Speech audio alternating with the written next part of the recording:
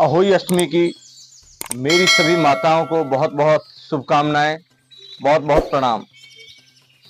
आज कृष्ण पक्ष की अष्टमी है, कार्तिक मास में, कार्तिक महीने की कृष्ण पक्ष में अष्टमी। और आज का त्योहार हमारे संपूर्ण भारतवर्ष में अहोई अष्टमी के रूप में मनाया जाता है। आज के दिन माताएं अपनी संतान की लंबी आयु और दीर्घायु और अच्छे जीवन की कामना के लिए सभी माताएं अपने संतान के लिए व्रत रखती हैं। जिस प्रकार से करवा चौथ में अपने पति की लंबी आयु की कामना के लिए व्रत रख कर अपना व्रत पूरा करती हैं, ऐसे ही अहोई अष्टमी है और इसमें भी माताएं अपनी संतान के लिए व्रत धारण करती हैं। प्रिय मित्रों, आज इस अहोई अष्टमी की जो कहानी है वो मैं आपके सामने इस वीडियो के माध्यम से रख रहा हूं, और एक त्याग बलिदान माताओं का, कि चाहे वो कोई भी पर्व हो, चाहे वो जैसे छठ पर्व आने वाला है, छठ पर्व हो, चाहे वो करवा चौथ का व्रत हो, चाहे वो भैया दूज का हो, हर त्योहार बिना माता और बहनों के कोई त्योहार है ही नहीं। हर त्योहार में माता बहनों की बड़ी अहम भूमिका रही है। और आज अहोई अष्टमी कृष्ण पक्ष की 8 है और कार्तिक महीना चल रहा है, और देखते हैं रोज माताएं सवेरे सवेरे कार्तिक नहाती हैं। वैसे तो नहाना रोज ही है, लेकिन आज इस महीने कार्तिक महीने का सुबह सुबह ब्रह्म मुहूर्त में नहाने का महत्व, और उसमें भजन करते करते मंदिर तक जाना, भगवान भोलेनाथ को अर्घ देना, ये सब हमारी माता बहनें ही हमारी सुख समृद्धि और शांति के लिए सब धारण करती हैं। आज इस अहोई अष्टमी की कहानी एक परिवार, संपन्न परिवार की माता, जिसके 7 पुत्र थे, बड़ा खुशहाल जीवन, और दिवाली आने वाली थी। दिवाली पे जैसे कि हर घर में साफ सफाई शुरू हो जाती है, ऐसे ही घर की साफ सफाई के लिए पहले के टाइम में मिट्टी आया करती थी। देखिए, मिट्टी से मिट्टी को चमकाया जाता था, मिट्टी से मिट्टी को चमकाते थे, क्योंकि मिट्टी के घर होते थे और मिट्टी से उनकी लिपाई पुताई होती थी। कोई और रंग रोगन पेंट नहीं, कोई सिंथेटिक नहीं, किसी को कोई एलर्जी नहीं। मिट्टी जाते थे जगह जगह, हर गांव में अपनी जगह निश्चित होती थी कि वहां से चौका लगाने वाली मिट्टी आएगी, वहां से बर्तन बनाने वाली मिट्टी आएगी, वहां से पूजा पाठ की मिट्टी आएगी। मिट्टियों की भी जगह निर्धारित थी। तो एक माता अपने घर की साफ सफाई के लिए और लीपा पोती के लिए मिट्टी लेने के लिए गई, और वहां पे जब मिट्टी खोद रही थी तो गलती से एक सेही का बच्चा, सेही एक चूहे जैसा होता है, चूहा ही होता है एक तरीके का, परंतु उसकी प्रोटेक्शन के लिए उसके ऊपर बहुत सारे कांटे लगे होते हैं, पूरे कांटे कांटे उसमें शरीर में ऊपर की तरफ होते हैं, और बहुत छोटा सा जीव होता है, और उसका भी छोटा सा एक बच्चा, एक सेही का बच्चा उसके हाथों से मर गया। सेही ने, जो उसकी मां थी, उस सेही ने उस जो महिला गई हुई थी मिट्टी खोदने के लिए, उसको श्राप दे दिया।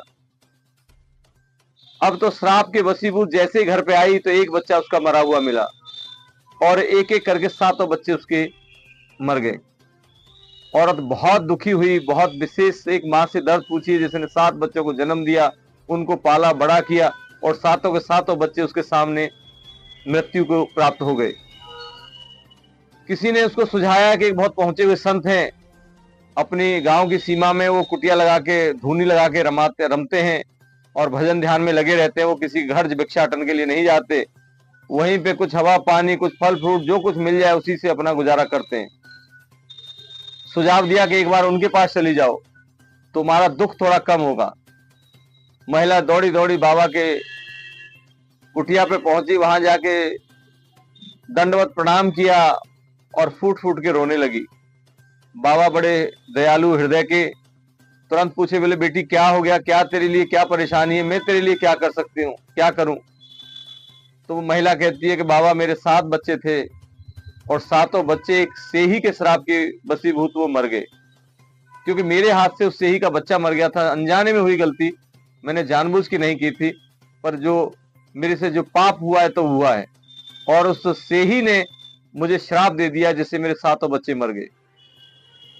मित्रों, श्राप कभी निष्फल नहीं जाते। श्राप कहते कि दुर्बल को न सताइए जाकी मोटी हाय, मुई खाल की सांस से सार भस्म हो जाए। जो दुर्बल होता है ना, जो असहाय होता है, उसकी हाय जो होती है इतनी खतरनाक होती है कि लोहे को भी भस्म करने की ताकत रखती है। मित्रों, उसने उठा के लिया तो बोले बाबा मैं बताओ क्या करूं, जो पाप हो गया सो हो गया, मेरा कैसे दुख का निवारण करो। बाबा अपने ध्यान मग्न कुछ देर बैठते हैं, फिर कहते हैं बेटी अष्टमी आने वाली है, कार्तिक मास में अष्टमी आती है। अगर तू कार्तिक मास की अष्टमी, जो अहोई अष्टमी माता जो होती है, उसका तू व्रत करेगी और अहोई माता को अगर तू प्रसन्न कर लेगी तो तेरे बच्चे पुनः जीवित हो सकते हैं। परंतु अहोई माता तेरे से प्रसन्न हो जाए, ये तब हो पाएगा संभव। महिला ने कहा कि महाराज चाहे मुझे कुछ भी करना पड़े, मैं व्रत रख के अहोई माता की पूजा पाठ और विधिवत उसकी पूजा अर्चना करूंगी। मित्रों, उस महिला घर पे आई और कार्तिक मास की अहोई अष्टमी को उसने व्रत धारण किया, नहाई धोई, पूजा पाठ किया, पूरे दिन अहोई माता का ध्यान करती हुई बैठी रही। पूरा दिन ध्यान किया, अहोई माता का ध्यान, उधर सेही का श्राप का ध्यान, उधर अपने संतान का ध्यान। दुनियादारी की उसने न कुछ खाया न पिया, पूरा दिन अहोई अष्टमी को ही, पूरी माता को, अहोई माता को प्रसन्न करने के लिए पूजा पाठ पूरे दिन करती रही। शाम को जब तारे निकले, क्योंकि करवा चौथ पे चंदा दे के महिलाएं अपना व्रत खोलती हैं, माता बहनें, और अहोई अष्टमी में तारे निकलते हैं, तब उनको देख के अपना व्रत तोड़ सकती हैं। तो उसकी पूजा पाठ से अहोई माता इतनी प्रसन्न हुई, माता प्रकट हुई। माता ने कहा बेटी क्या तूने, तेरा क्या मंतव्य है व्रत रखने का, क्या चाहती है मेरे से। तो वो कहती है माता मेरे 7 पुत्र थे, गलती से मेरे से सेही का बच्चा मर गया और सेही ने मुझे श्राप दे दिया है, और उस श्राप के वजह से मेरे 7 बच्चे मर गए।